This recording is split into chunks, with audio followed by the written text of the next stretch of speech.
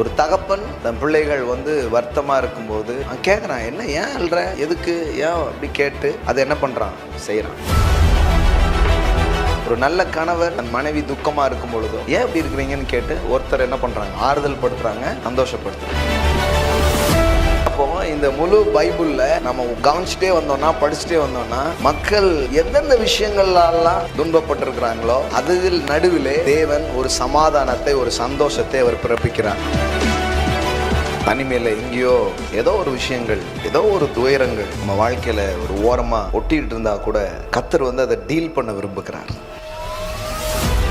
கடவுள் இப்ப என்ன வேலையில் இருக்கிறாரு, இப்ப தனியா இருக்கிற, யாருமே இல்லையா, உனக்கு ஒரு குடும்பத்தை நான் தருவேன். தேவனும் பாருங்க ஒரு உறவின் தேவனா இருக்கிறார். அப்போ எனக்கு விதவையா இருக்கிறேன், கணவனட்டு இருக்கிறேன், கடவுள் சொல்றாரு, நானே உன் பாதுகாப்பா இருப்பேன், உனக்கான நியாயத்தை நானே செய்கிறவராக இருக்கிறேன். யாருமே இல்லைங்க, ஒரு லோன்லியா வாழ்க்கை இருக்குதுங்க. கடவுள் சொல்றாரு, உன்னை ஹோம்லியா மாத்த போறேன், லோன்லி டு ஹோம்லி. அவர் என்ன பண்றாருன்னா, என்ன பண்ணா என் பிள்ளை சந்தோஷமா இருக்கும், இப்படி யோசிக்கிறார் உங்களை குறித்து. இப்படி உங்கள் வாழ்க்கையின் காரியங்களை குறித்து யோசிக்கிற ஒரு நல்ல தேவன், ஒரு நல்ல தகப்பன் உங்களுக்கு இருக்கிறார். அதனால யாருமே இல்லைன்னு நினைக்காதீங்க. உங்க வாழ்க்கையில உங்களை டேக் கேர் பண்ணக்கூடிய, உங்களை விசாரிக்கக்கூடிய ஒரு நல்ல தேவன் உங்களுக்கு இருக்கிறார். ஆபிரகாமுடைய வாழ்க்கையில ஒரு வருத்தம், என்ன வருத்தம், இஸ்மவேல்ல தள்ளிடுங்க, ஆகாரையும் தள்ளிடுங்க அப்படின்னு சொல்லிட்டு யார் சொல்லிட்டா, சாராள் சொல்லிட்டா. சாராள் சொன்ன ஒரு ஸ்டேட்மெண்ட் ஆபிரகாமுக்கு எப்படி இருக்குது, துக்கமா இருக்கு. தேவன் சொல்றாரு, சரி அவ சொல்ற மாதிரியே பண்ணிரு, ஆனாலும் கவலைப்படாத, நம்ம கையில தான் எல்லாம் இருக்கு, அவனையும் சூப்பர் ஆக்கிடுறேன் அப்படின்ட்டார். இந்த இஸ்மவேல் வந்ததே ஒரு கீழ்ப்படியாமையின் செயல். கடவுள் பாருங்க, இவனுடைய தவறுகளுக்கு கூட தயவை பாராட்டி ஒரு ஆசீர்வாதத்தை கொடுக்கிறாருன்னா அதுதான் அவருடைய கிருபையிலும் கிருபையாக இருக்கு. சில துன்பங்கள் நம்முடைய தவறுகளாலே வருது.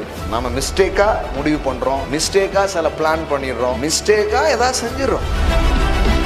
ஆனா ஒண்ணு சொல்றேன், நம்ம மிஸ்டேக்கா இருந்தா கூட அதுலயும் தேவன் நம்ம கூட நின்று அந்த துன்பத்தின் வேரை அகற்றி நம்மை ஆசீர்வதித்து நம்மை சந்தோஷப்படுத்துகிற ஒரு கிருபையின் தேவனை நாம் ஆராதிக்கிறோம். நம்ம உடம்ப நல்லா பார்த்துக்காதனால சில வியாதிகள் நமக்கு வந்திருக்கலாம், படிப்பை ஒழுங்கா படிக்காதனால நம்ம எதிர்காலம் பாலா இருக்கலாம். ஆனா நான் கடவுள் சொல்றாரு, அது உன்னுடைய மிஸ்டேக்கா இருந்தா கூட அந்த மிஸ்டேக்கு கூட என்னால மாஸ்டர் டேக் ஆக்க முடியும். ஈசாக்குடைய லைஃப்ல அவனுக்கு என் அம்மாவை நான் இழந்தேனே அப்படின்னு ஒரு வருத்தம் உள்ள இருந்துட்டே இருக்கு. தான் இழந்த தன் தாயினுடைய துக்கங்களை ஆற்றக்கூடிய ஒரு அற்புதமான வாழ்க்கை துணைய தேவன் நம்முடைய வாழ்க்கையில் என்ன பண்றாரு, அனுப்பி வைக்கிறார்.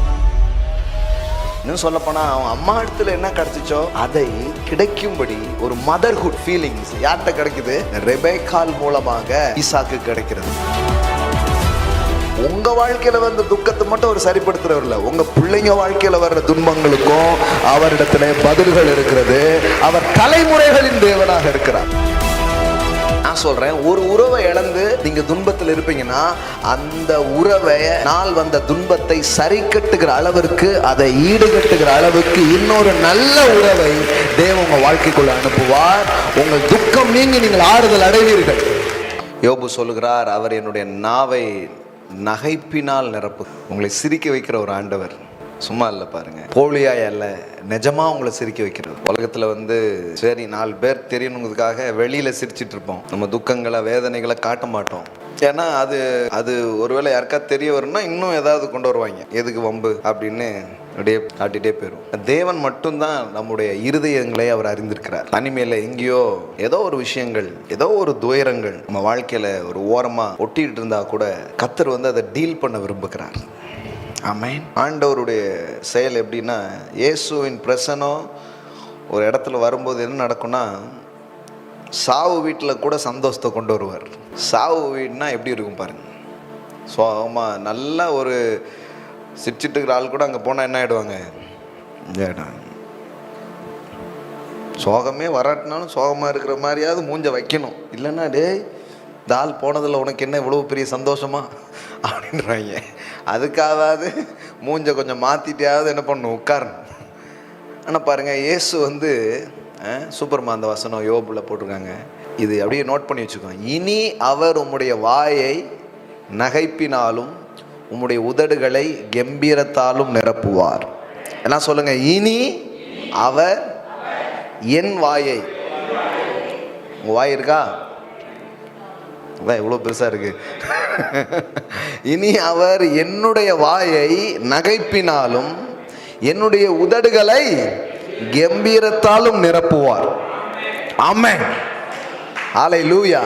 சிரிச்சுக்கிட்டே இருக்க போறீங்க. போங்க, பாட்டெலாம் எழுதுனாங்க பாருங்க, நான் சிரித்தா தீபாவளி அப்படின்னு. உங்க வாழ்க்கையே அப்படிதான் இருக்க போகுது. ஆமென். ஏன்னா உங்க வாழ்க்கைக்குள்ள ஒரு மெய்யான தீபம் வந்துடுச்சு. அப்போ துன்பங்கிற ஒரு இருள் நீக்கி நீங்க சிரிச்சா தீபாவளி மட்டும் இல்லை, ஒவ்வொரு நாளும் ஆமே உங்க வாழ்க்கையே சந்தோஷமா இருக்கிற மாதிரி பண்ணியிருக்கிறார். ஆமே. அப்போ பாருங்க, இயேசு இந்த பூமியில அவர் எங்கெல்லாம் போறாரோ அங்கெல்லாம் சந்தோஷத்தை அவர் உண்டு பண்ண முடியுது அவரால். அவர் மேலே இருந்த கிரேஸ், அவர் மேலே இருந்த அனாயிண்டிங்ஸ் அப்படிப்பட்ட ஒன்றாக இருந்தது. அதனால தான் சாவு வீட்டுக்குள்ளே கூட அவர் போகிறாரு. அங்கெல்லாம் அழுதுட்டு புலம்பிகிட்டு இருக்கிறாங்க. ஆனால் கொஞ்ச நேரத்தில் பார்த்தா அவர்கள் நகைத்தார்கள் அப்படின்னு இருக்கு. ஆமென். துக்க வீட்டை அல்லது துக்கமான வாழ்க்கையை சந்தோஷமாக அவர் மாற்றுகிறவர். ஆமென். இயேசுவே, உம்முடைய பிரசன்னம் என் வாழ்க்கையின் துன்பங்களை சந்தோஷங்களாக மாற்றும். ஆமென். Simple statement. நீங்கள் சொல்லுங்கள், இயேசுவே, உம்முடைய பிரசன்னம் என் வாழ்க்கையில் எதுக்காக அழுதுட்டு இருக்கிறனோ அதையெல்லாம் சந்தோஷமாக மாற்றக்கூடியதாக இருக்கு. ஆமென். அதுதான் உங்கள் பிரசன்னம் ராஜா. உங்கள் பிரசன்னம், உங்களுடைய கிரியை, உங்களுடைய தொடுதல் வரும்பொழுது அங்கே துன்பத்துக்கு இடமே கிடையாது, சந்தோஷத்துக்கு இடத்தை அவர் உண்டாக்குகிறார். அப்போது துக்க வீட்டை கூட சந்தோஷமாக என்ன பண்ணிடுறாரு, மாற்றிடுறாரு. பாருங்க, தேவன் அதில் ரொம்ப பெரிய எக்ஸ்பெக்ட். சில காரியத்தை செய்கிறதுல அவர் வல்லவர். வேதாகமம் முழுவதும் நீங்கள் வாசித்து பார்த்தீங்கன்னா, மனுஷங்க எதுக்காகலாம் கவலையாக இருக்கிறாங்களோ அதை கொஞ்சம் தேவன் கவனிக்கிறாரு. கவனிக்கிறது மட்டும் இல்லை, அந்த கவலையை நீக்கி அவர்களை சந்தோஷப்படுத்தும் ஒரு செயலை அவர் செய்கிறார். பாருங்க, தேவன் உங்களை சந்தோஷப்படுத்துகிற ஒரு தேவன். ஆமென். நம்புறீங்களா? தேவன் உங்களை சந்தோஷப்படுத்துகிற ஒரு தேவன். ஒரு தகப்பன் தன் பிள்ளைகள் வருத்தமாக இருக்கும்போது கேட்குறான், என்ன, ஏன் அல்ற, எதுக்கு, ஏன் அப்படி கேட்டு அதை என்ன பண்ணுறான், செய்கிறான். ஒரு நல்ல கணவர் தன் மனைவி துக்கமாக இருக்கும் பொழுதோ, அல்லது ஒரு நல்ல மனைவி தன் கணவர் துக்கமாக இருக்கும் போதோ கேட்டு, ஏன் இப்படி இருக்கிறீங்கன்னு கேட்டு ஒருத்தர் என்ன பண்ணுறாங்க, ஆறுதல் படுத்துகிறாங்க, சந்தோஷப்படுத்துகிறாங்க. அப்போ பாருங்கள், தேவனும் பாருங்கள் ஒரு உறவின் தேவனாக இருக்கிறார். ஆமாம். பைபிளில் நீங்கள் பார்த்தீங்கன்னா, ஆகாரே ஏன் அழுது கொண்டு போகிறாய், நீ அழுதுகிட்டே போகிறேம்மா சொல்கிறா. ஆபிரகாம் என்ன பண்ணிட்டாரு, போக சொல்லிட்டார். என் பிள்ளைக்கு என்ன குடிக்க தண்ணி கூட இல்லை, அந்த நிலைமைக்கு நான் வந்துட்டேன்.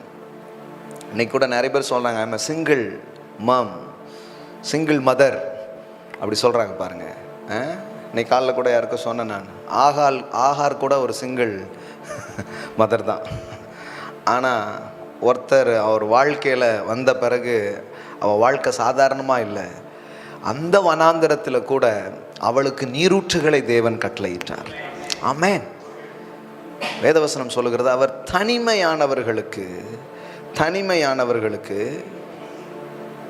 வீடு வாசல்களை ஏற்படுத்துகிறார். அப்படின்னா என்ன அர்த்தம்னா, தனியாக இருக்கிறீங்கன்னா உங்களுக்கு ஒரு குடும்பத்தை ஏற்படுத்துவார், உங்களுக்கு ஒரு உறவை அவர் ஏற்படுத்துவார், உங்களுக்கு ஒரு சொந்தத்தை அவர் ஏற்படுத்துவார். ஆமென். தம்முடைய பரிசுத்த வாசஸ்தலத்தில் இருக்கிற தேவன் திக்கற்ற பிள்ளைகளுக்கு தகப்பனும் விதவைகளுக்கு நியாயம் விசாரிக்கிறவருமாய் இருக்கிறார். உதவி, திக்கற்றன்னா அர்த்தம் ஹெல்ப்லெஸ். சொல்கிறாங்களா, ஐ எம் ஹெல்ப்லெஸ், எனக்கு ஒரு உதவியுமே இல்லை. கடவுள் சொல்கிறார், நானே உன் உதவி.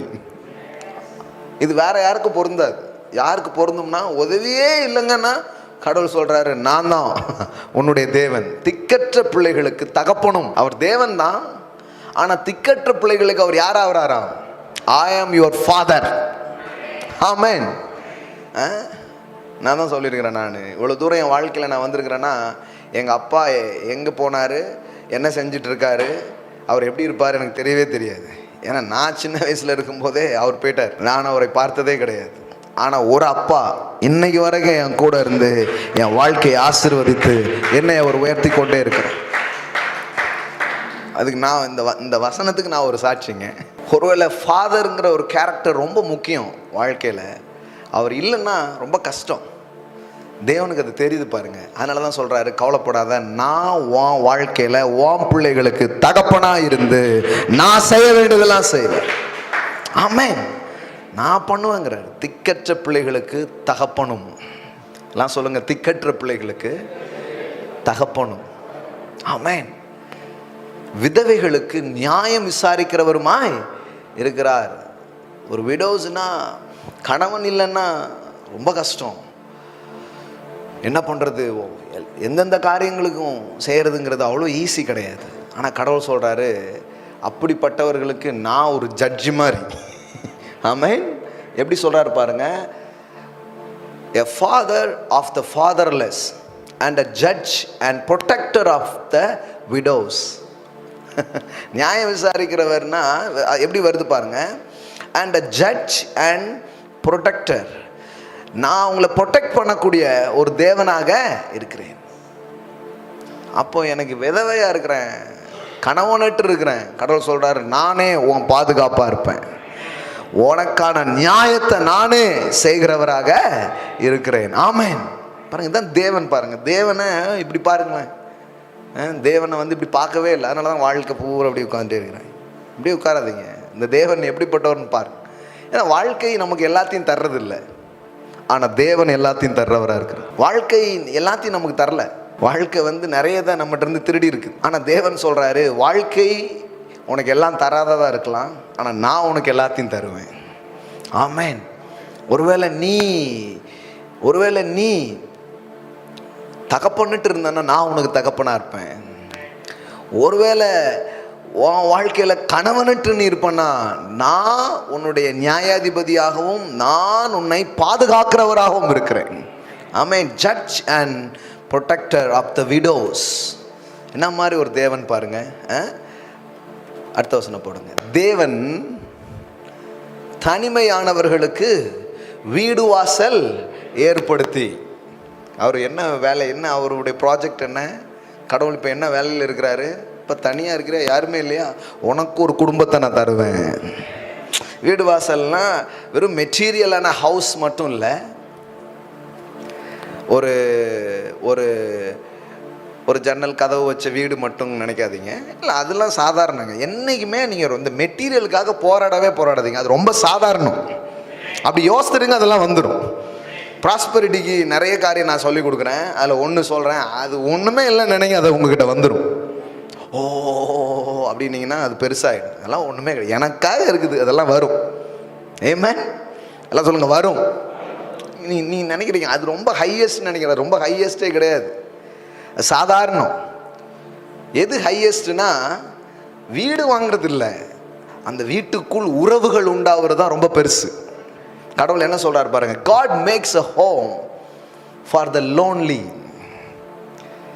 not just house, home. இந்த ஆங்கிலத்தில் இந்த ஹவுஸுக்கும் ஹோமுக்கும் நிறைய டிஃப்ரென்ஸ் சொல்றாங்க இல்லையா? கடவுள் சொல்றாரு, நீ தனிமையா இருக்கிறியா, உனக்கு அற்புதமான உறவுகளை நான் தரப்போறேன். Amen. He leads the prisoner into prosperity. நான் வார்த்தை பாருங்க, தமிழ் எப்படி வருது பாருங்க. தேவன் தனிமையானவர்களுக்கு வீடு வாசல் ஏற்படுத்தி கட்டுண்டவர்களை. இதனால தான் கொஞ்சம் தமிழ் பைபிளே படிச்சுட்டு இருந்தாலே ஒரே விடுதலையிலே போயிருந்தாங்க. ஆனால் இங்கிலீஷில் எவ்வளோ அழகாக இருக்கு பாருங்க. He leads the prisoner into prosperity. அதாவது நீ சிறைச்சாலையில் இருக்கிற கைதி மாதிரி இருக்கிற உன்னை செல்வந்தனா நான் மாற்ற போறேன் அப்படிங்கிறார். ஆமென்.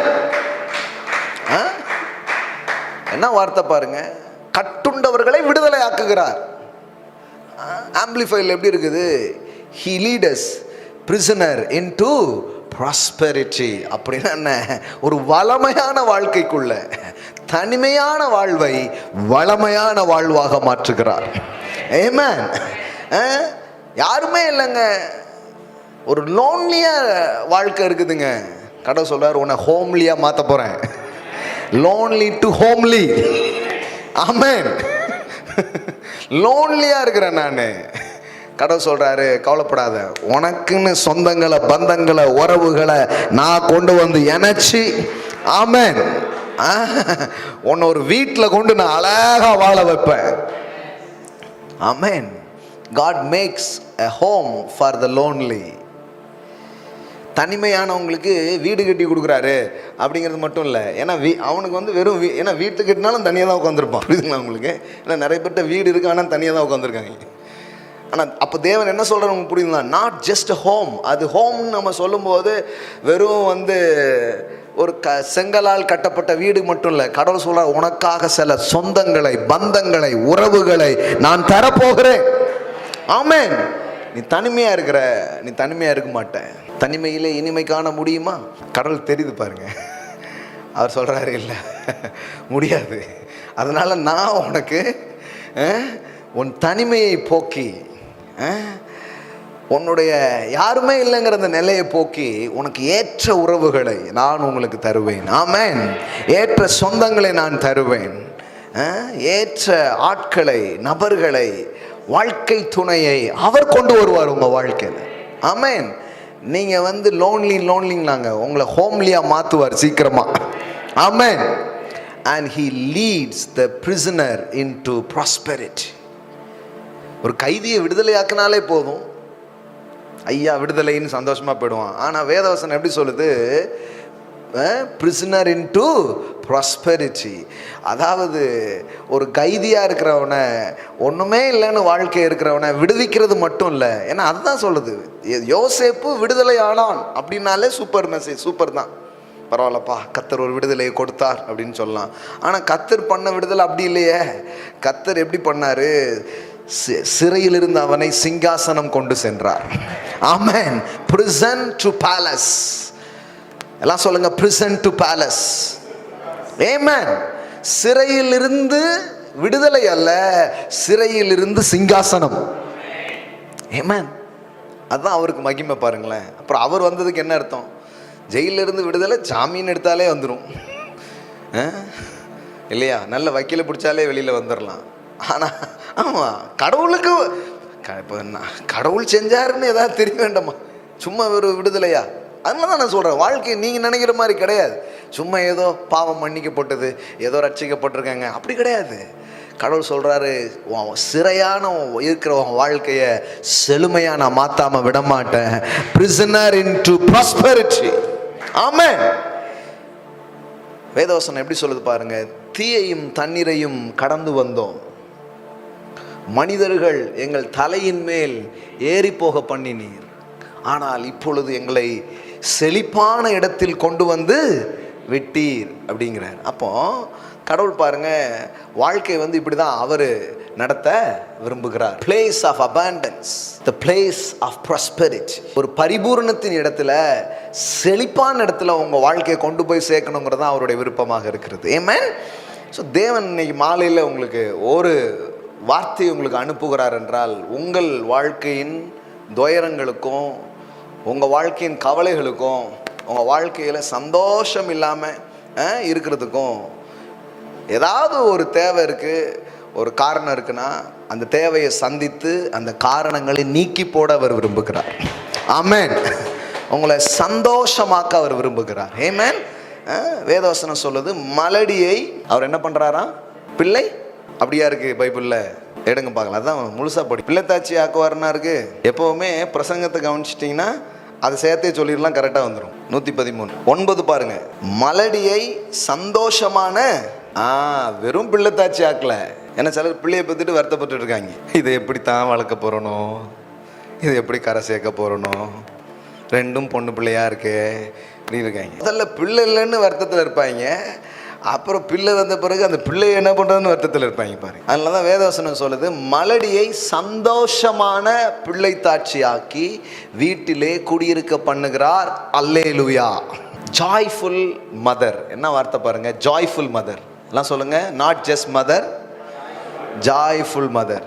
ஆமென். He makes the barren woman live in the house as a joyful mother of children. Praise the Lord. எல்லாம் சொல்லுங்க, joyful mother. சந்தோஷமான பிள்ளைத்தாட்சி ஆக்குறாராம். அப்ப பாருங்க, தேவனுடைய ஒவ்வொரு ஆக்ஷனும் உங்களை சந்தோஷப்படுத்தக்கூடியதாக இருக்கிறது. அவர் என்ன பண்றாருன்னா, என்ன பண்ணா என் பிள்ளை சந்தோஷமா இருக்கும், இப்படி யோசிக்கிறார் உங்களை குறித்து. என்ன பண்ணா என் பிள்ளை மகிழ்ச்சியா இருக்கும், இன்னும் என் பிள்ளை மகிழ்ச்சியா இருக்கிறதுக்கு நான் என்ன பண்ணணும், இப்படி உங்கள் வாழ்க்கையின் காரியங்களை குறித்து யோசிக்கிற ஒரு நல்ல தேவன், ஒரு நல்ல தகப்பன் உங்களுக்கு இருக்கிறார். ஆமென். ஆமாங்க, ஆமா, அதுதான் அவருடைய உள்ளம். அதுக்காக தான் அவர் எல்லா காரியத்தையும் செஞ்சிருக்கிறாரு. அதை தான் அவர் விரும்புகிறார். இந்த அம்மா ஏன் ரொம்ப சோகமா இருக்கு, பிள்ளை இல்லை. அப்ப வெறும் பிள்ளை மட்டும் இல்லை, சந்தோஷமான பிள்ளைத்தாட்சி ஆக்கிடுவோம். ஆமென். வெறும் பிள்ளை மட்டும் இல்லை, அதை கொடுப்பதின் மூலம் அல்லது அதை செய்வதின் மூலம். இது அண்ணாள் வாழ்க்கையில் அப்படியே பொருந்தும் தானே. அவளுக்கு இது அப்படியே எக்ஸாக்டாக அண்ணாளுடைய வாழ்க்கையில் பொருந்தும் இல்லையா. 1 சாமுவேலில் படிக்கிறோம். அவன் நல்ல கணவன்லாம் இருக்கிறான், ஆனால் என்ன இல்லை, பிள்ளை இல்லை. இப்போ ஒன்று இருக்குது, ஒன்று இல்லை. சரியா? சிலர் பார்க்குறாங்க, பிள்ளை இருக்குது ஆனால் நல்ல கணவன் இல்லைங்க. கவலைப்படாதீங்க, உங்கள் கதை புது கதையாக எழுதுவார் ஆண்டவர். அண்ணாளுக்கு நல்ல கணவர் இருந்தார், ஆனால் என்ன இல்லை, பிள்ளை இல்லை. இப்போ சில பேருக்கு எப்படி இருக்குது கதை, கொஞ்சம் ஆப்போசிட்டாக இருக்குது. எப்படி, பிள்ளைலாம் இருக்குது ஆனால் கணவரே சரியா இல்லை. கடவுள் சொல்கிறார், கவலைப்படாத, உன்னை சந்தோஷமாக்குறதுக்கு நான் என்ன வேணாலும் செய்வேன். ஆமென். உன்னை மகிழ்ச்சி ஆக்குறது தான் என் பிளானே. அதில் நீங்கள் பார்த்தீங்கன்னா, அவன் கணவன் அவ்வளோ ஆறுதலாக பேசுகிறான் பாருங்க. அது போடுங்க, 1 சாமுவேல் 2வது வசனத்தில் பாருங்க. அவனுக்கு 2 மனைவிகள் இருந்தார்கள். ஒருத்தி பேர் அன்னாள், மற்றவர் பேர் பெனினாள். பெனினாளுக்கு பிள்ளை இருந்தார்கள், அன்னாளுக்கோ பிள்ளை இல்லை. அந்த மனுஷன் சீலோவாவிலே சேனைகளின் கர்த்தரை பணிந்து கொள்ளவும் அவருக்கு பலியிடவும் வருஷந்தோறும் தன் ஊரிலிருந்து போய் வருவான். அங்கே கர்த்தரின் ஆசாரியரான ஏலியின் 2 குமாரனாகிய ஓப்னியும் பினேகாசும் இருந்தார்கள். அங்கே எல்கானா பலியிடும் நாளிலே அவன் தன் மனைவியாக பெனினாளுக்கும் அவளுடைய எல்லா குமாரருக்கும் குமார்த்திகளுக்கும் பங்கு போட்டு கொடுப்பான். அன்னாளை சிநேகித்தபடியினால் அன்னாளுக்கு இரட்டிப்பான பங்கு கொடுப்பான். பாருங்க, அன்னைக்கு யாருக்காவது ஏதாவது கிடைக்கலன்னா அந்த ஸ்டேட்மெண்ட் இப்படி தான் எழுதியிருப்பாங்க, கர்த்தரோ அவள் கர்ப்பத்தை அடைத்திருந்தாள். தட் மீன்ஸ் காட் அவன் வாழ்க்கையில் நடக்கலைன்னா அவங்க எழுதுறதே இப்படி தான், தேவன் இன்னும் கொடுக்கல. அதை எப்படி எழுதிடுவாங்கன்னா, கர்த்தரே அடைச்சிருக்கிறாரு அப்படின்னு. கர்த்தர் அடைக்கிறவர்லாம் கிடையாது, கர்த்தர் திறக்கிறவர். ஆமென். அங்கே பாருங்க, இது கர்த்தர் அவள் கர்ப்பத்தை அடைத்திருந்தபடினால், அல்லனா தேவன்கிட்ட இருந்து இன்னும் அவள் பெறாதபடினால் அவளுடைய சக்களத்தி அவள் துக்கப்படும்படியாக அவளை மிகவும் விசனப்படுத்துவாள். பாருங்க, இன்னொரு பிரச்சனை வேற, சக்களத்தி பிரச்சனை வேற. எந்த கதையும் சும்மா இல்லை. சிலருக்கு இது என்னன்னே தெரியாது. சிலருக்கு இன்னைக்கு சாயங்காலம் தெரியும், ஆண்டவர் எவ்வளோ அழகா என் வாழ்க்கையை பற்றி பேசிகிட்டு இருக்கிறார் அப்படின்ட்டு. ஆமென். ஆமாம் ஆமாம் ஆமாம் ஆமாம். சில நேரம் உங்களுக்கு சில இது ரிலேட்டடாக இருக்காது, ஆனால் சிலருக்கு எக்ஸாக்டாக இருக்கும், எக்ஸாக்டாக இருக்கும். அப்போது வருத்தம் பாருங்க, அவளுக்கு ஒருத்தி வருத்தப்படுறான். ஆனாலும் அவன் ரொம்ப நல்லா அவன் மேலே என்ன பண்ணுறான், அன்பாக இருக்கிறான். இல்லாத வசனம், அவன் கர்த்தருடைய ஆலயத்திற்கு போகும் சமயத்தில் அவன் வருஷந்தோறும் அந்த பிரகாரமாய் செய்வான். இவள் அவளை மனமடிவாக்குவாள், அப்பொழுது அவள் சாப்பிடாமல் அழுது கொண்டு இருப்பாள். பாருங்க, ஒரு வீட்டில் நடக்கிற கதை. இதெல்லாம் ஏன் பைபிள் எழுதியிருக்கு நீங்கள் யோசிக்கிறீங்களா? ஆவியானவருக்கு நேரம் போல எதையாவது எழுதி வைப்போம். ஏங்க, தேவன் நம்முடைய தேவன், நம்முடைய வாழ்க்கையின் தேவனாக இருக்கிறார். அதுதான் நான் திரும்ப திரும்ப சொல்லுவேன். நான் இந்த பைபிளை கொஞ்சம் கரெக்டாக படிங்க, இந்த மத புக் மாதிரி படிக்காதீங்க. ஒரு வீட்டில் என்ன நடக்குது இதெல்லாம் எழுதுறார், இதெல்லாம் பற்றி பேசுகிறார். என்ன மாதிரியான டிஸ்டர்ப்ஸ்லாம் வாழ்க்கையில் வந்திருக்குது, எந்த மாதிரியான நெருக்கடிலாம் வாழ்க்கைக்குள்ளே வருது, அதெல்லாம் ஆண்டவர் எப்படி கிரியை செய்கிறார், அதெல்லாம் தான் வேதத்தில் இருக்குது பாருங்களேன். அழுதுகிட்டே இருப்பா, வருஷந்தோறும் இதே ஒரு வேலையாக போச்சு. வீட்டுக்காரர் ஆலயத்துக்கு போவார், அந்த நேரம் இந்த அம்மாவை சுரண்டுறதே வேலை. திருப்பி வந்து பார்த்தா இந்த அம்மா எப்படி உட்காந்துருக்கும், சாப்பிடாம சோகத்தில் உட்காந்துருக்கும். 8வது வசனம் பாருங்க. அவள் புருஷனாகி எல்கானா அவளை பார்த்து, அன்னாலே ஏன் அழுகிறாய், ஏன் சாப்பிடாதிருக்கிறாய், ஏன் சஞ்சலப்படுகிறாய்? எத்தனை ஏன்? 10 குமாரரை பார்க்கிலும் நான் உனக்கு அதிகம் அல்லவா என்றான். நான் உனக்கு ஒரு பையன் மாதிரி இல்லையா, பிள்ளை மாதிரி இல்லையா? எப்படி பேசுகிறாரு பாருங்க அந்த ஆள். இதுவே தொடர்ந்துட்டே இருந்திருக்குது பாருங்க. அவளுக்கு எப்போவுமே இது ஒரு டிஸ்டர்பாக, ஒரு சந்தோஷம் இல்லாத ஒரு விஷயம். ஒரு பக்கம் ஒரு அன்பான கணவர் இருக்கார், டபுள் மடங்காக எல்லாத்தையுமே கொடுக்காரு. ஆனால் இந்த குழந்தை இல்லாத ஒரு பெரிய துக்கம். நீங்கள் இதை உங்கள் வாழ்க்கையின் காரியங்களோடு ரிலேட் பண்ணுங்கள். ஏதோ ஒன்று இருக்குது, ஒன்று இல்லை. இதை வந்து காமனான ரிலீஜியஸ் டாக் வந்து என்ன சொல்லும், ஆண்டவர் சிலதை கொடுப்பார், சிலதை கொடுக்க மாட்டார். சரி, ஏதோ ஒன்று இருக்க, அப்படியே இருந்துட்டு போ அப்படின்றாங்க. இன்னும் அப்படி கிடையாது. தேவன் உங்கள் வாழ்க்கையில் எதனால் நீங்கள் அழுதுட்ருக்கீங்க, எதனால் நீங்கள் கஷ்டப்படுறீங்க யோசித்து பாருங்களேன். இந்த கணவரே, இந்த மணவாளனே ஏன் அழுற, ஏன் சாப்பிடாது இருக்கிற, ஏன் சஞ்சலப்படுறன்னு இந்த மணவாளனே கேட்பார்னா, அந்த மணவாளர் நிச்சயமாக கேட்பார், அதை விட நிச்சயமாக கேட்பார். ஆமென். நாம் இது படிக்கும்போது யோசிக்கணும். சில படிக்கும்போது இப்படி யோசிச்சிடக்கூடாது, அந்நாள் மாதிரி நம்ம வீட்டுக்காரர் இல்லையே அப்படி படிக்காதீங்க.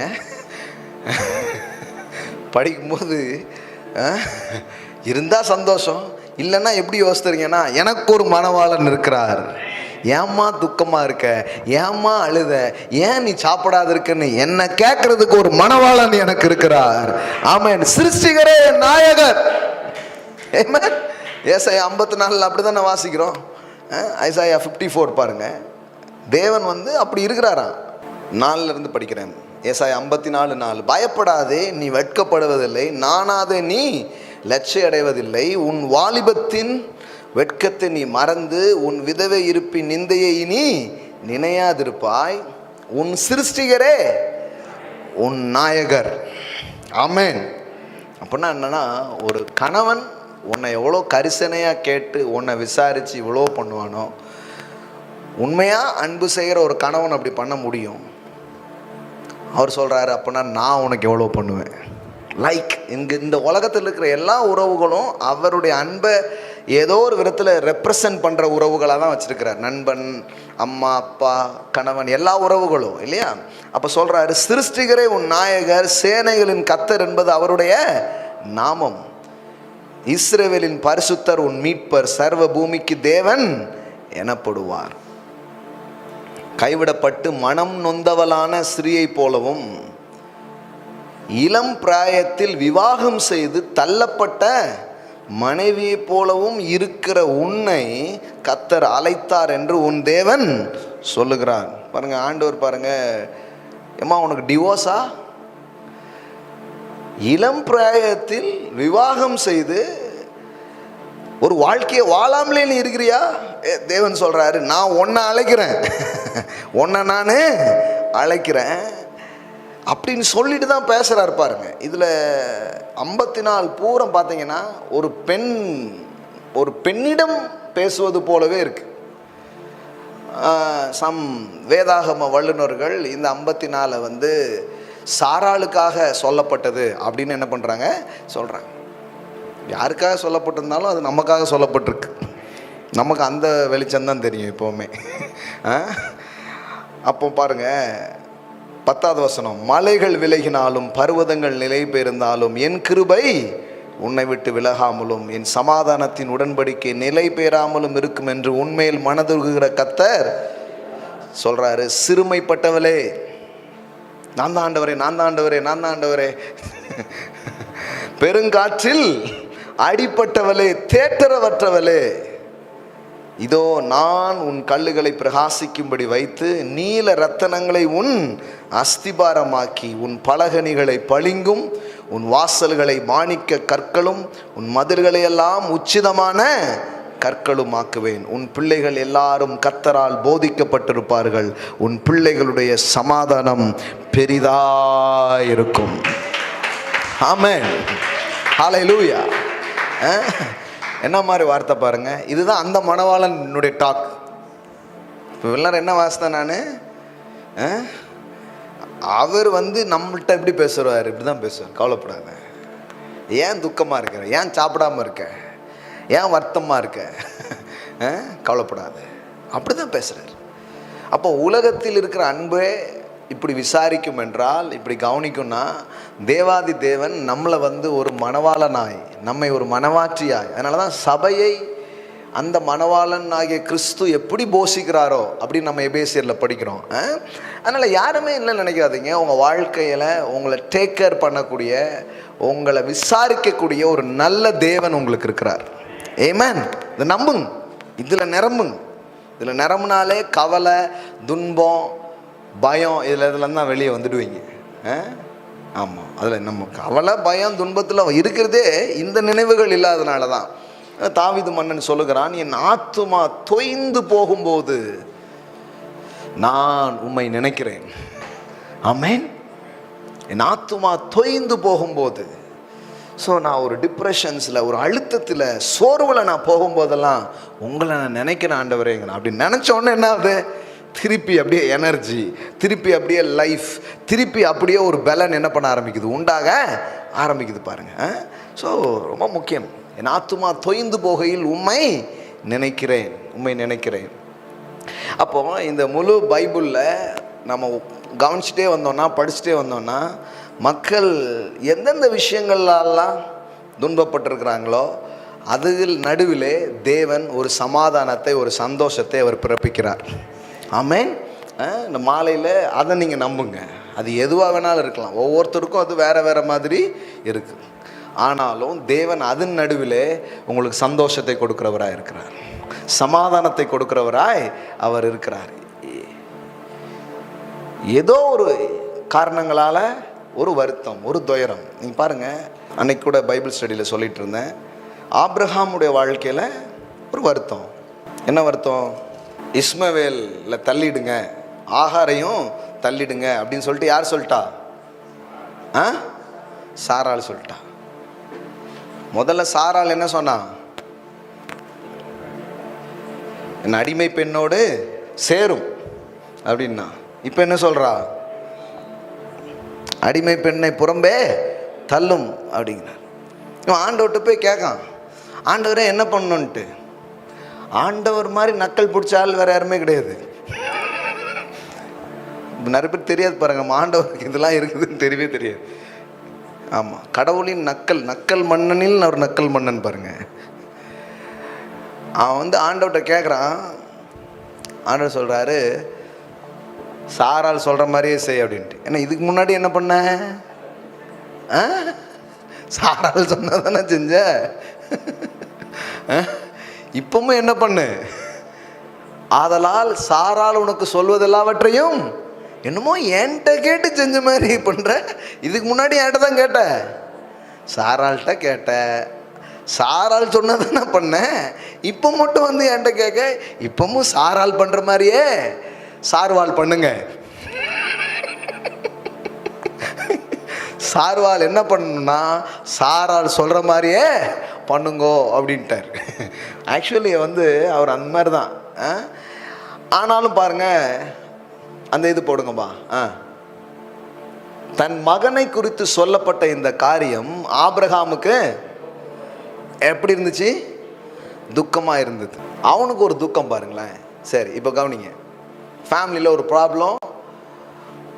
ஸோ தன் மகனை குறித்து அவனுக்கு, ஆபிரகாமுக்கு எப்படி இருக்குது? துக்கமாக இருக்குது.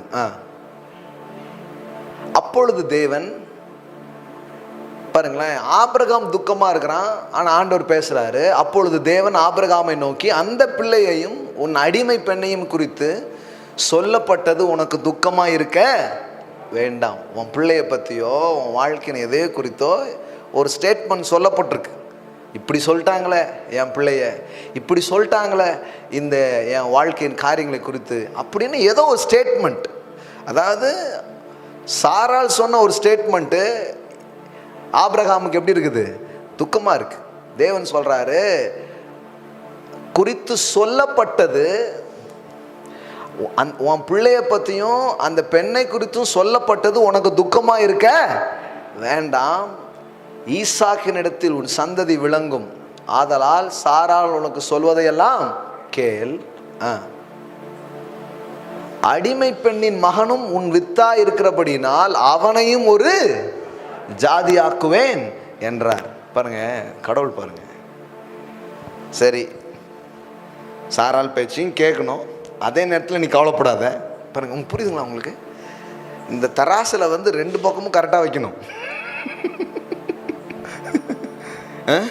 சில பேருக்கு சமாதானம் பண்ணுறேன்னு போயிட்டு வேற ஏதாவது பண்ணிட்டு வந்துடுவாங்க. போதும்டா நீங்கள் சமாதானம் பண்ணதெல்லாம், புது பிரச்சனையே வந்து போயிடும். ஆண்டவர் எவ்வளோ அழகாக பண்ணுறாரு பாருங்க. இங்கேயும் ஈக்குவல் பண்ணும், இங்கேயும் ஈக்குவல் பண்ணும். சரியாக அதை என்ன பண்ணணும்? கையாளணும். இப்போ சொல்கிறாரு, சரி அவள் சொல்கிற மாதிரியே பண்ணிடு, ஆனாலும் கவலைப்படாத, நம்ம கையில் தான் எல்லாம் இருக்குது, அவனையும் சூப்பர் ஆக்கிடுற அப்படின்ட்டார். ஆமென். நீ யோசித்து பாருங்க, இவ்வளோத்துக்கும் நல்லா கவனிங்க, இதுதான் கடவுளுடைய கிருபை பாருங்க. இவ்வளோத்துக்கும் இந்த ஆபிரகாம் இந்த இஸ்மவேல் வந்ததே ஒரு கீழ்ப்படியாமையின் செயல், ஒரு பாவ செயல். கடவுள் பாருங்க, இவனுடைய தவறுகளுக்கு கூட தயவை பாராட்டி ஒரு ஆசீர்வாதத்தை கொடுக்கிறாருன்னா அதுதான் அவருடைய கிருபையிலும் கிருபையாக இருக்கு. ஆமா, நீ என் பேச்ச கேட்கல, நீ கேட்டிருக்கணும். நீ கேட்காம போனதுனால நீ வருத்தத்தில் இருக்க, அனுபவி, நான் போயிட்டு வரட்டுமா அப்படிங்கள பாருங்க கடவுள். யோசித்து பாருங்களேன். இப்போ இந்த நேரத்தில் கடவுளுக்கு அற்புதமான ஒரு சான்ஸ் பேசுறதுக்கு. அதுக்கு தான் ஆபிரகாமே காத்திருக்கணுங்கிறது. உனக்கு தான் அந்த பொறுமை இல்லையே, எப்போ கடவுள் பேச்சை கேட்கணும், எப்போ பொண்டாட்டி பேச்சை கேட்கணும்னு உனக்கு தெரியாமல் போயிட்டு பார். இன்னைக்கு பார், கவலைப்பட்டுக்கிட்டு இருக்க, துக்கப்பட்டுக்கிட்டு இருக்க. இந்த துக்கத்துக்கு என்ன காரணம்னு நினைக்கிறேன் பாருங்க. நான்லாம் சின்ன வயசுலேருந்து சர்ச்சுக்கு போகும்போதெல்லாம் ஒவ்வொரு பிரசங்கத்திலும் நான் கேட்கறது என்னவா இருக்கும்னா, எந்த பாவம் இந்த ஆசீர்வாதத்துக்கு தடையா இருக்கிறது இன்றைக்கு கண்டுபிடிப்போம். யோசித்து பாருங்க.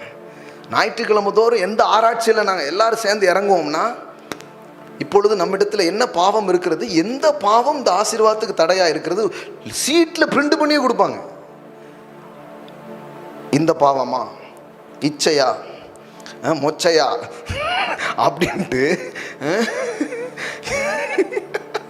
ஒரு பெரிய லிஸ்டே போட்டு சொல்லுவாங்க. இப்போ சிலர்லாம் பார்த்தா அம்புட்டி டிக் பண்ண வேண்டியதான் பாஸ், லிஸ்ட்லாம் போட்டு கொடுத்துக்கிட்டு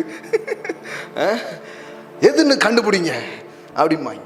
அப்படியே உன் உள்ளத்தை ஆராய்ந்து பார், அது என்னன்னு கொஞ்சம் அப்படியே ஜெபம் பண்ணி ஆண்டவர்கிட்ட கேளுங்க, ஆவியானவர் உங்களுக்கு உணர்த்துவார் அப்படின்ட்டாங்க. சில உணர்த்தெல்லாம் வேண்டாம், ஜெபமும் பண்ண வேண்டாம், அதான் தெரியுதே, உணர்த்தாமலே ஜெபிக்காமலே நம்மகிட்ட சில குறை இருக்குங்கிறதே தெரியுது.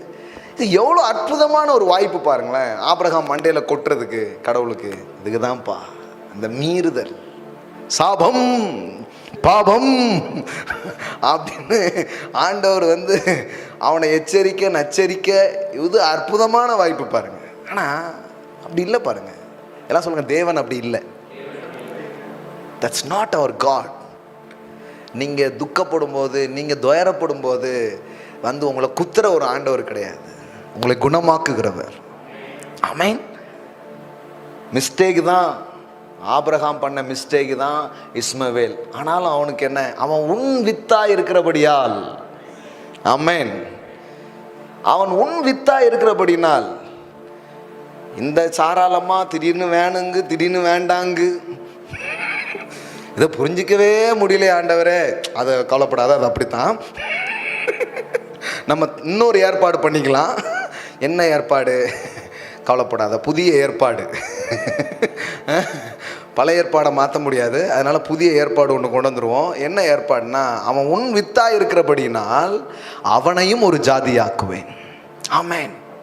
இப்போ ஆபிரகாமுக்கு எப்படி இருக்கும்? பரவாயில்லப்பா, வீட்லேயும் சமாதானம், வெளியிலையும் சமாதானம். ஆமென். ஒரு காலத்தில் அதான் சொல்ல வரேன் நான். இது ரொம்ப மெயினாக என்ன சொல்கிறேன்னா, சில துன்பங்கள் நம்முடைய தவறுகளாலே வருது இல்லையா? நம்ம மிஸ்டேக்காக முடிவு பண்ணுறோம், மிஸ்டேக்காக சில பிளான் பண்ணிடுறோம், மிஸ்டேக்காக எதாவது செஞ்சிடறோம் இல்லையா? சும்மா துன்பம், கவலை, கஷ்டம்லாம் வரதில்ல. ஈவன் நம்ம தான் மிஸ்டேக் பண்ணிடுறோம். சில காரியங்களை செய்ய வேண்டியதை கரெக்டாக செய்யாமல் விட்டுருதோம். சில நேரம் காரணங்களே தெரிய மாட்டேங்குது, எப்படி வந்துன்னே தெரிலங்கிற மாதிரி இருக்கலாம். ஆனால் ஒன்று சொல்கிறேன், நம்ம மிஸ்டேக்காக இருந்தால் கூட அதுலேயும் தேவன் நம்ம கூட நின்று அந்த துன்பத்தின் வேரை அகற்றி நம்மை ஆசீர்வதித்து நம்மை சந்தோஷப்படுத்துகிற ஒரு கிருபையின் தேவனை நாம் ஆராதிக்கிறோம். ஆமென். நம்ம உடம்ப நல்லா பார்த்துக்காததுனால சில வியாதிகள் நமக்கு வந்திருக்கலாம். படிப்பை ஒழுங்காக படிக்காதனால நம்ம எதிர்காலம் பாலாக இருக்கலாம்.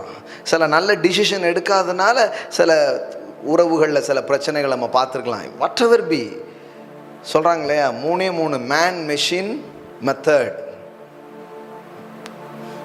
3 அதாவது பிரச்சனைக்கு 3 காரணங்கள்னு படிக்கிறாங்க. ஒன்று மேன், இன்னொன்று மெஷின், இன்னொன்று மெத்தட். இந்த 3 தான் ஏதாவது பிரச்சனைக்கு காரணமாக இருக்கும் அப்படின்னு ஸ்டடி பண்ணுறாங்க. MBA படிப்புலாம் என்ன அதுதான் மேன் மெஷின் மெத்தட். இந்த 3ல் எதுன்னு கண்டுபிடி. மெஷின் ப்ராப்ளமா, மெத்தட் ப்ராப்ளமா, இல்லை ஆல் ப்ராப்ளமா? மேன் மெஷின் மெத்தட், இந்த 3ல் எந்த ப்ராப்ளம் இப்படி கண்டுபிடிக்கிறாங்க. ஆனால் நான் கடவுள் சொல்கிறாரு, அது உன்னுடைய மிஸ்டேக்காக இருந்தால் கூட அந்த மிஸ்டேக்கு கூட என்னால் மாஸ்டர் டேக் ஆக்க முடியும். ஆமாம், உங்கள் ஃபினான்ஷியலாக சில விஷயம் கரெக்டாக பண்ணியிருக்கணும், தேவனை கனம் பண்ணியிருக்கணும், பொருளாதாரத்தை சேமிக்கணும், பெருக்கியிருக்கணும், ஏதாவது செஞ்சுருக்கணும், கடன் வாங்கியிருக்கக்கூடாது, சில மிஸ்டேக்லாம் பண்ணியிருக்கக்கூடாது. ஆனால் பண்ணிட்டோம், ஆயிட்டு. கடவுள் சொல்கிறார், கவலைப்படாத, உன் மிஸ்டேக்கை கூட நான் கூட இருந்து உன்னை பலப்படுத்தி அந்த துக்கத்தை உன் வாழ்க்கையை விட்டு நீக்கி அதே உனக்கு நான் ஆசீர்வாதமாக நான் மாற்றுகிற தேவனாக இருக்கேன். ஆமென். என்ன அர்த்தம்னா, என்ன ஆனாலும் ஆபிரகாம் நான் உன் கூட அப்படிங்கிறது. பா எல்லாம் புரிஞ்சுன்னா அப்படியே துள்ளி ஓடிரும். தேவன் இதெல்லாம் பேசவே மாட்டாங்க, இதெல்லாம் சொல்கிறதே கிடையாது. பாருங்களேன், சொன்னால் வேறு மாதிரி ஆகிடும்ன்ட்டு தான் சொல்கிறது கிடையாது. என்ன ஆனாலும் நான் உன் கட்சி, ஆபிரகாமே நான் உன் சைடு. ஆமாம், ஆரம்பத்துலேருந்தே பாருங்கள், நம்ம தான் ஆபிரகாமை போல அப்படிமோ. நீ போய் பார்த்தீங்கன்னா ஒன்றும் கரெக்டாக செஞ்ச மாதிரி இருக்காது. எல்லாத்தையும் விட்டுட்டு போனால் லோத்தை கூப்பிட்டு போயிடுறான். அப்புறம் அந்த லோத்தால் வந்த ப்ராப்ளம் எம்பிட்டு தெரியுமா? ஆபிரகாம் லைஃப்பில் அவனால் வர்ற ப்ராப்ளத்தை சமாளிக்கிறதே ஆபிரகாமுக்கு ஒரு வேலையாக இருந்தது. தெரியுமா உங்களுக்கு? முதல்ல என்ன ஆகுது பார்த்தீங்கன்னா, அவன் மேய்ப்பர்களுக்குள்ள வாக்குவாதம் வந்து இதாகுது. அப்புறம் போகிறான். அப்புறம் பார்த்தா அவன் பொருளெல்லாம் தூக்கிட்டு போயிடுறாங்க. திருப்பி மீட்டுட்டு வரான். திடீர்னு அவன் ஊரில் இருக்கிற அவன் அந்த ஊருக்கே நியாய தீர்ப்பு வருது. அவன் போய் நின்று என்ன பண்ணுறான், ஆண்டவரே அப்படின்னா. ஆல்மோஸ்ட்டு ஆபிரகாமின் பயணமே லோத்துக்காக இருந்த மாதிரி ஆயிடுது நிறைய நேரம். ஆனால் கூட பாருங்க, அதுதான் அப்படிதான் இருக்கிறான். விட்டுடுவான்னா கூப்பிட்டு வந்துடுறான், பொறுத்துருன்னா பொறுத்திருக்க மாட்டேங்கான். இப்போ நமக்கு ரொம்ப நம்பிக்கை வருது, இந்த ஆபிரகாமே ஆண்டவர் ஆசீர்வதிச்சார்னா என்னையும் கண்டிப்பாக ஆசீர்வதிப்பார்.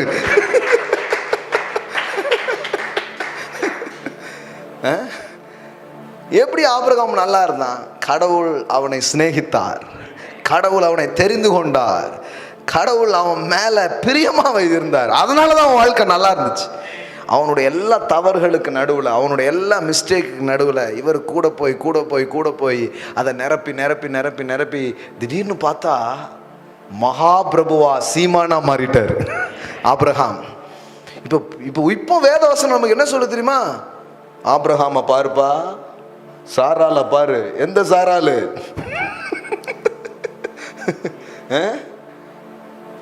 கடவுள் பாருங்களேன், எவ்வளவு குறையுள்ள மனிதர்களை கரம் பிடித்து அவர்களை நிறைவுள்ள மனிதர்களாக மாற்றுகிறார். That is our Bible story my friend. நம்ம பைபிளில் இருக்கிற அற்புதமான காரியம் என்னென்னா, கடவுள் அவங்க கையை பிடிக்கும்போது அவர்கள் உத்தமர்கள் அல்ல, அவர்கள் நிறைவுள்ளவர்கள் அல்ல, அவர்கள் பரிபூர்ணர்கள் அல்ல, அவர்கள் தேறினவர்கள் அல்ல. ஆனால் அவர் கையை பிடிச்சி அவர் கூட நடக்க நடக்க நடக்க நடக்க அவர்களுடைய சாயலை அவர் சாயலுக்கு ஒப்பாக அவர்கள் மாற்றப்பட்டார்கள். அதான் காரியம் பாருங்கள். அதனால தான் சும்மா போட்டு மக்களை குத்திட்டு இருக்காதீங்க. Just walk with God. கடவுளோட நடக்க ஆரம்பிங்க, அவரோட பழக ஆரம்பிங்க, அவரோட பேச ஆரம்பிங்க. உங்களுடைய குற்றங்கள், குறைவுகள், தவறுகள், மீறுதல்கள் எல்லாத்துலேயும் நடுவுலையும் உங்கள் கூட அவர் இருப்பார். ஒரு நாள் பார்த்தா மகனே கேட்டால் கூட இந்தாங்க ஆண்டவரேன்னு கொடுக்குற அளவுக்கு அவன் இருதயத்திலே பெரிய வேலையை தேவன் செய்திருந்தார்.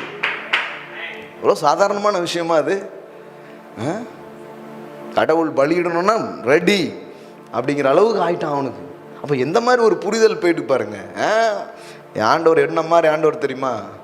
அவர் வாழ வைக்கிறவர், சாகடிக்கிறவர் அல்ல. சாம்பலா போனாலும் என்ன, சாம்பல் இருந்து என் பையனை கொண்டு வருவார்ல, அப்படி யோசித்தான ஆபிரகாம். அப்போ யோசிங்க, இவனுடைய மிஸ்டேக்னால வந்த ஒரு துக்கம், இவனுடைய கீழ்ப்படியாமையினால வந்த துக்கம், இவனுடைய காத்திருந்து பொறுமையாய் இல்லாததினால தான் அந்த துக்கமே வந்துச்சு. ஆனால் கூட தேவன் சொல்றாரு, கவலைப்படாத, அதை மாற்றி நான் இஸ்மவேலை ஆசீர்வதிப்பேன். ஆமென். தேவன் உங்களுடைய சரியை மட்டும் பிளஸ் பண்ணக்கூடியது கிடையாது, உங்கள் தவறுகளையும் பிளஸ் பண்ணி அதை நல்லாக்கக்கூடிய தேவனாக அவர் இருக்கிறார். That is a grace. That is a grace. That is a grace. அதான் அடிக்க சொல்லுவேன், அது ஒரு முறை இல்லை, வாழ்நாளெல்லாம் அப்படி இருக்குது. இதே இஸ்மவேல் சந்ததி தான் அதே ஆபிரகாமின் சந்ததியில் வருகிற யோசேப்பு குழியில் இருந்தபோது அவனை குழியிலே மூடிட்டு போகலான்னு நினச்சாங்க. அந்த வழியாக யார் வந்தா? இந்த கூட்டம் வருது. இப்போ இஸ்மவேல் வந்ததுனால தான் யோசேப்பை குழியிலிருந்து தூக்கி எங்கே சேர்த்து விடுறாங்க? இஸ்மவேலர்கள்ட்ட விற்றார்கள். அப்போ யோசித்து பாருங்க, ஒரு காலத்தில் ஆபிரகாமின் தவறையே அதே சந்ததியில் வந்த ஈசாக்கின் சந்ததியில் வந்த அவர்களில் ஒருவனை காப்பாற்ற தேவன் அதை எடுத்து பயன்படுத்துகிறார். ஆமென். நான் தான் அடிக்கடி சொல்வேன், மனிதர்களே பாருங்க, நேற்றைய குப்பை நாளைய உரம், இன்றைய உரம் நாளைய உரம்ங்கிறாங்க. அப்போனா கடவுளுடைய கிருபை எப்படி வேலை செய்யுது? என்னைக்கோ பண்ண தப்ப இன்னைக்கு ரொம்ப அற்புதமான ஒரு விஷயமா மாற்றி விட்டுருதாரு. ஆமென். That is a grace. That is a grace. அப்போ ஆபிரகாமின் துக்கங்கள் கடவுளுக்கு ஒரு மேட்டராக இருந்தது பாருங்களேன். ஒரு ஃபேமிலிக்குள்ளே நடக்கிற ஒரு விஷயம். நம்ம நினைக்கிறோம் கடவுள் அது மேலலாம் அவருக்கு பெரிய இன்ட்ரெஸ்ட் கிடையாது. எல்லாமே ஃபேமிலி சப்ஜெக்ட் தாங்க. ஹலோ, எல்லாம் சக்களத்தி சண்டை, பிள்ளை இல்லாத சண்டை,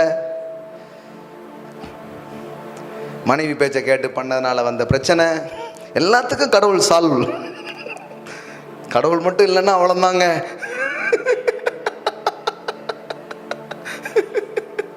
இந்த தேவன் மட்டும் இல்லைன்னா அவ்வளோதாங்க அப்படிங்கிற மாதிரி தான் இருக்குது. ஒன்று காமிச்சிட்டு ஜாம் பண்ண விரும்புகிறேன். ஈசாக்குடைய லைஃப்பில் அதே மாதிரி ஆண்டவர் ஒன்று செய்கிறாரு பாருங்க. இப்படி பைபிள் படிக்கலாம், எப்படி கடவுள் ஒவ்வொருடைய துக்கங்களில் கூட நின்று எப்படி வேலை செஞ்சார் அப்படி படிச்சிங்கன்னா வேறு மாதிரி தெரியும் பைபிளே. ஆதியாகமம் 24 பாருங்க, 24:67. நீ காலையில் சொன்ன அவர் God is a God of compensate. தேவன் ஈடுகட்டுகிற ஒரு தேவன். ஒரு இழப்பு நடந்திருக்குன்னா அந்த இழப்பை இன்னொரு விஷயத்தின் மூலமாக என்ன பண்ணுவார்? ஈடு கட்டுவார். ஒரு பிள்ளை உன்னை தொலைச்சிட்டுனா அழுதுட்டு இருந்தா என்ன சொல்ல, கவலைப்படாத, அப்பா உனக்கு ஒன்று வாங்கி தரேன் அப்படின்னு கூட்டு போய் வாங்கி கொடுத்து அதை சந்தோஷமாக்கிடுறாங்க பாருங்க. கடைக்கு கூட்டு போய் பலூன் உடஞ்சிட்டுப்பா, பரவாயில்ல உனக்கு பலூன் பாக்கெட்டே வாங்கி தரேன் அப்படின்னு கூட்டு போய் நம்ம எப்படி பண்ணுறோம் பார்த்தீங்களா? தேவன் அப்படி தான் இருக்கிறார். அவர் நல்ல தகப்பன் பாருங்க. 24:67. அப்பொழுது ஈசாக்கு ரெபேக்காலை தன் தாய் சாராளுடைய கூடாரத்திற்கு அழைத்து கொண்டு போய் அவளை தனக்கு மனைவியாக்கி கொண்டு அவளை நேசித்தான். சிலர் நேசித்து மனைவியாக்குறாங்க. அது மாடல் டைமில் it's a model time you know அப்படிங்கிறாங்க. அவன் மனைவியாக்கி கொண்டு நேசித்தான். சரி, மனைவியாக்கின பிறகு நேசிக்கணும், அது ரொம்ப முக்கியம். நேசித்து மனைவியாக்கி நேசிக்காமல் இருந்தால் கஷ்டம். மனைவியாக்கி கொண்டு என்ன பண்ணுறான்? நேசிக்கிறான். அற்புதமான காரியம். இப்போ பாருங்க, ஈசாக்கு தன் தாய்க்காக கொண்டிருந்த துக்கம் நீங்கி ஆறுதல் அடைந்தான். பாருங்களேன், அவன் வாழ்க்கையில் அவனுக்கு என் அம்மாவை நான் இழந்துட்டேனே அப்படின்னு ஒரு வருத்தம் உள்ளே இருந்துகிட்டே இருக்கு. என் தாயை நான் என்ன பண்ணிட்டேன்? இழந்துட்டேன். ஒரு பிரியமான உறவை நான் இழந்துட்டேன். ஒரு இழப்பு, ஒரு இழப்பினால் வந்த துயரம், ஒரு தவறினால் வந்த துயரத்தை தேவன் சரிப்படுத்துறாரு. இங்க ஒரு இழப்பினால் வருகிற ஒரு துன்பம். ஆபிரகாமுக்கு மட்டும் தேவன் தேவனா இல்லை, ஈசாக்குக்கும் அவர் தேவன் தேவனா இருக்கிறாரு. உங்க வாழ்க்கையில வந்த துக்கத்தை மட்டும் அவர் சரிப்படுத்துறவர் இல்லை, உங்க பிள்ளைங்க வாழ்க்கையில வர்ற துன்பங்களுக்கும் அவரிடத்துல பதில்கள் இருக்கிறது. அவர் தலைமுறைகளின் தேவனாக இருக்கிறார். ஆமென். அவர் ஆபிரகாமின் தேவன் மட்டுமல்ல, ஈசாக்குக்கும் தேவன். உங்க வாழ்க்கையில எத்தனையோ பயணங்கள்ல, எத்தனையோ வருத்தங்கள்ல கடவுள் உங்களுக்கு நின்று உதவி இருக்கிறார்ல, அதை உங்க பிள்ளைக்கும் செய்வார். ஆமென். உங்க பிள்ளைங்க வாழ்க்கையிலையும் அவர் செய்வார். கவனிங்க, அங்க பாருங்க, ஈசாக்கு தன் தாய்க்காக கொண்டிருந்த துக்கம் நீங்கி ஆறுதல் அடைந்தான். எல்லாம் சொல்லுங்க, துக்கம் நீங்கி ஆறுதல் அடைந்தான். அம்மா சொல்றாங்கல்ல, தாய்க்கு பின் தாய்க்கு பின் என்னது? தாரம். அன்னைக்கு ஒரு சீன் பார்த்துட்டு இருந்தேன். அந்த ஹீரோ கிட்ட ஒருத்தன் கேட்குறான், பொண்டாட்டி பேச்சு கேட்கணுமா அம்மா பேச்சு கேட்கணுமா? உண்மையிலே அதுக்கு அந்த ஹீரோ சொல்றாரு, பாருப்பா, அம்மா பேச்சை கேட்காத, பொண்டாட்டி பேச்சை கேளு. ஏன்னா பொண்டாட்டிட்ட மனைவிங்கிற ஸ்தானமும் இருக்குது, அம்மாங்கிற ஸ்தானமும் இருக்குது அப்படின்ட்டு. ஒரு ஆமேன்னு வரலையே. அப்போ அம்மாக்கள் நிறைய இருக்கீங்க போல. சரி, பரவாயில்ல. ஆனால் ஆக்சுவலி அந்த ஒரு ரெண்டு தன்மையும் அங்கே இருக்கு பாருங்களேன். அதனால தான் எப்படி தான் இழந்த தன் தாயினுடைய துக்கங்களை ஆற்றக்கூடிய ஒரு அற்புதமான வாழ்க்கை துணையை தேவன் அவனுடைய வாழ்க்கையில் என்ன பண்ணுறாரு? அனுப்பி வைக்கிறார். ஆமென். இன்னும் சொல்லப்போனால் அவன் அம்மா இடத்துல என்ன கிடச்சிச்சோ அதை கிடைக்கும்படி ஒரு மதர்ஹுட் ஃபீலிங்ஸ் யார்கிட்ட கிடைக்குது?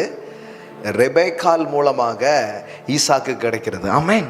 அதனால தான் ஒரு மனைவி வெறும் மனைவி மட்டுமல்ல, அவள் ஒரு தாயாகவும் இருக்கிறான். ஆமாம், நிறைய நேரங்களில் நிறைய பேர் தெரிய மாட்டேங்குது. ஒரு தாய்மை உணர்வோடு தன்னுடைய கணவரை அணுகுவது ரொம்ப அவசியமாக இருக்கு. ஏன்னா சில நேரத்தில் பார்த்தீங்கன்னா அவர் பண்ணுறது அப்படி தான் இருக்கும். ஆமாம், ஒரு தட்டி கொடுக்க, ஒரு ஆறுதலாக இருக்க ரொம்ப தேவையாக இருக்குது பாருங்களேன். அப்போ தன் தாயினுடைய கூடாரத்துக்கு அவன் கூட்டிகிட்டு போகிறான். அப்போது என்ன நடக்குது? தன் தாயை இழந்தேன் அப்படிங்கிற துக்கங்கள் அவனை விட்டு நீங்கிற அளவுக்கு இந்த சாராள் மூலம் ஒரு பெரிய ஆறுதல், ரெபேக்கால் மூலம் ஒரு பெரிய ஆறுதல் கிடைக்குது. சாராள் வாழ்க்கையில் இல்லையே, சாராளுங்கிற அம்மா இல்லையே அப்படின்னு இவன் வருத்தப்பட்டதெல்லாம் மாறுற அளவுக்கு, அதை காம்பன்சேட் பண்ணுற அளவுக்கு தேவன் இன்னொரு உறவை அனுப்புகிறார். நான் சொல்கிறேன், ஒரு உறவை இழந்து நீங்கள் துன்பத்தில் இருப்பீங்கன்னா அந்த உறவை நாள் வந்த துன்பத்தை சரி கட்டுகிற அளவிற்கு, அதை ஈடுகட்டுகிற அளவுக்கு இன்னொரு நல்ல உறவை தேவன் உங்கள் வாழ்க்கைக்குள்ள அனுப்புவார். உங்கள் துக்கம் நீங்கி நீங்கள் ஆறுதல் அடைவீர்கள். ஆமென். தேவன் தான். ஆனால் சில நேரத்தில் சில உறவுகளை மிஸ் பண்ணும்போது அதை எப்படிங்க இது பண்ணுறது? சொல்கிறேன், உறவுகளால் வந்த துன்பங்களை உறவுகளாலேயே தீர்ப்பார். ஆமென், ஆமென். நான் சொல்கிறேன், சில அற்புதமான உறவுகள் வரவுகளாய் உங்கள் வாழ்க்கையில் வரப்போகிறது. ஆமென். இது ஒரு ப்ரொஃபெட்டிக் மெசேஜாக இன்னைக்கு மாலையில் இதை பாருங்கள். உங்கள் துன்பங்கள் நீங்குகிறது. உங்கள் துன்பங்கள் நீங்கிறது மட்டுமல்ல, உங்களை ஆறுதல் படுத்தும்படி தேவனுடைய ஈடுகட்டுதல் உங்கள் வாழ்க்கைக்குள்ளே வருகிறது. ஆமென். ஹல்லேலூயா. Praise God. என்ன ஒரு வார்த்தை பாருங்க. ஈசாக்கு தன் தாய்க்காக கொண்டிருந்த துக்கம் நீங்கி ஆறுதல் அடைந்தான். ஆமென்.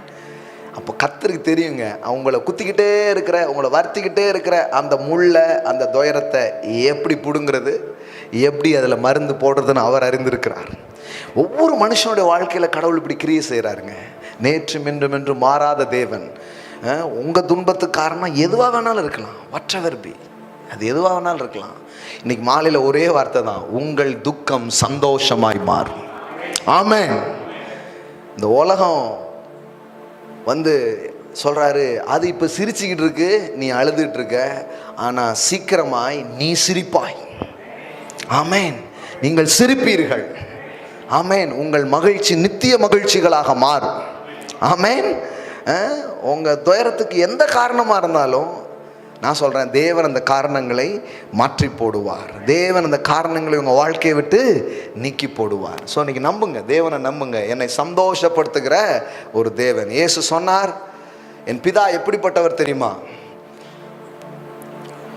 அவர் எப்படிப்பட்டவர்னா, நீங்கள் மிகுந்த கனிகளை கொடுக்கதினால் என் பிதாதானே மகிமைப்படுகிறாருங்கிறார். அப்படின்னா என்னன்னா, உங்க வாழ்க்கையில நீங்க ஒன்று கேட்குறீங்க, அது உங்க வாழ்க்கையில கிடைக்குது, அதனால நீங்க சந்தோஷப்படுறீங்கன்னா அதை பார்த்து அவர் சந்தோஷப்படுறாராம். ஆமென். நம்ம எழுந்து நிற்போம். Thank you Lord Jesus. என்ன மாதிரி ஒரு தேவனிடத்திலே நாம் வந்திருக்கிறோம். Thank you Lord Jesus. அவருடைய மகத்துவத்தை நாம் பேசியிருக்கிறோம். அவருடைய மகத்துவத்தை நாம் தியானித்திருக்கிறோம். இது அவர் யார் என்பதை பற்றி இன்னைக்கு ஒரு புரிதலை இந்த மாலையிலே நாம் சிந்தித்து இருக்கிறோம். உங்க துக்கம் எதுவாக வேணாலும் இருக்கலாம், அதுக்கான காரணம் எதுவாக வேணாலும் இருக்கலாம். நான் சொல்றேன், தேவன் அதை எடுத்து போட்டு உங்களை சந்தோஷப்படுத்துகிறவராக இருக்கிறார். அதுக்கு வாய்ப்பே இல்லைங்க. இங்கேயும் ஒரு பிரச்சனை, இங்கேயும் ஒரு பிரச்சனை, ரெண்டும் எப்படிங்க ஆகும்? ரெண்டு பக்கமும் அவரால் டீல் பண்ண முடியும். சாராள் கிட்டையும் அவரால் வேலை செய்ய முடிஞ்சிச்சு, இங்கேயும் அவரால் என்ன பண்ண முடிஞ்சிச்சு? வேலை செய்ய முடிஞ்சிச்சு. ஓரா கிளாமா ஷேட்டாலா ப்ரோ காத்தாரா பாரா ரேகாபோ ஷாத்தாராபலோ ஹோ ஷாட்டாலாபா ரஹாலாபோ ஷேகே லேப்ரே. Thank you Lord Jesus. மகிழ்ச்சியான பிள்ளைத்தாட்சி ஆக்குகிறார். ஒன்று இருக்குதுங்க, ஒன்று இல்லைங்க. இதெல்லாம் இருக்குது, ஆனால் இது இல்லையே. சிலதெல்லாம் ரொம்ப நல்லா இருக்குது, ஆனால் ஒரு ஏரியாவில் ரொம்ப வருத்தப்பட்டுக்கிட்டே இருக்கிறேன். ஓ, நீ ஏன் சாப்பிடாம இருக்கிற, நீ ஏன் வருத்தப்பட்டுக்கிட்டு இருக்கிற என்று அந்நாளை விசாரித்தது போல நான் சொல்றேன், இந்நாளில் உங்களை விசாரிக்கிற ஒருவர் இருக்கிறார். உங்களை விசாரிக்கிற ஒருவர் இருக்கிறார். வேதம் சொல்லுகிறது, அவர் உங்களை விசாரிக்கிறவராய் இருக்கிறபடியினால் உங்கள் கவலைகளை அவர் மீது வைத்து விடுங்கள்.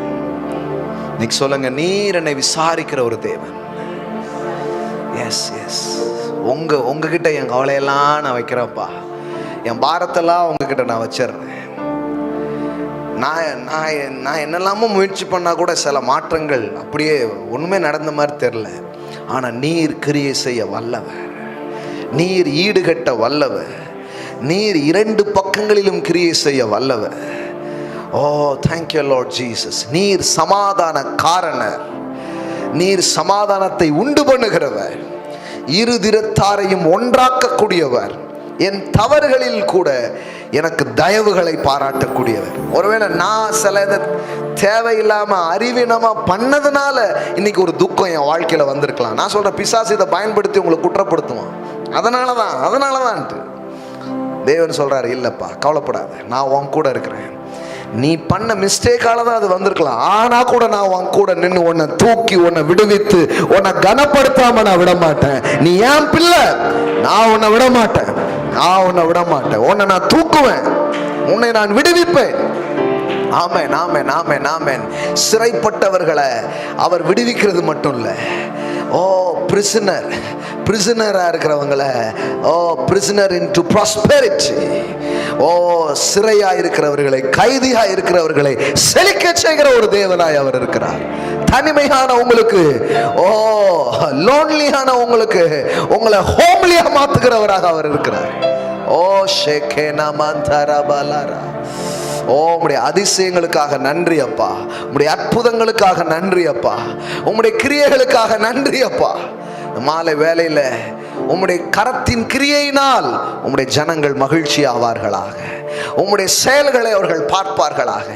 இன்றைக்கு அவங்க வாழ்க்கையில எதையாவது இழந்து ஏதோ ஒன்றினால என்னென்ன ரீதியில வருத்தங்கள் இன்னைக்கு இருக்குனாலும் அது மாறட்டும் சுவாமி, அது நீங்கி போட்டும்.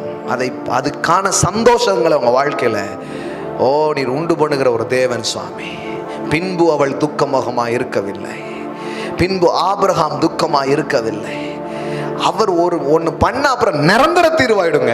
அதுக்கப்புறம் அந்த இஷ்யூ வந்ததே இல்லை. பார்த்தீங்களா? அதான் காட்ஸ் டீலிங். கர்த்தர் உங்க வாழ்க்கையில் டீல் பண்ணும் பொழுது, கர்த்தர் சரி கட்டும் போது அப்புறம் அந்த புண்ணு இருக்கவே இருக்காது, அது அப்படியே போயிடும், அன்னையோட மாறிடும். இன்று கண்ட எகிப்தியனை நீ காண மாட்டாங்கிற மாதிரி, இன்று பார்த்த வருத்தத்தை இனிமே நீ பார்க்கவே மாட்டா. சிலதை அந்த மாதிரி அவர் மாற்றி போடுகிற ஒரு ஆண்டவர், அந்த மாதிரி நீக்கி போடுகிற ஒரு தேவன் பாருங்களேன். ஆமென், ஆமென். அதுக்கப்புறம் ஆபிரகாம் துக்கமா இல்லை, அதுக்கப்புறம் சாராள் துக்கமா இல்லை, அதுக்கப்புறம் ஈசாக்கு துக்கமா இல்லை, அதுக்கப்புறம் அன்னாள் துக்கமா இல்லை. ஹல்லேலூயா. ஏன்னா தேவன் அங்க கிரியை செய்யும் பொழுது அதை தான் சொல்ல வரேன், நித்திய மகிழ்ச்சியாக அதை மாற்றி விடுகிறார், நிரந்தரமாக மாற்றி விடுகிறார். நித்தியானந்தம் உள்ள ஒரு தேவன். ஹல்லேலூயா. இந்த மாலை வேளையில வந்த நீங்கள் பாக்கியவான்கள், இந்த வார்த்தையை கேட்ட நீங்கள் பாக்கியவான்கள். அது உங்க மேல, உங்க சந்ததிகள் மேலும், உங்க குடும்பங்கள் மேலும் அந்த ஆசீர்வாதம் இன்றைக்கு ஊற்றப்படுகிறது.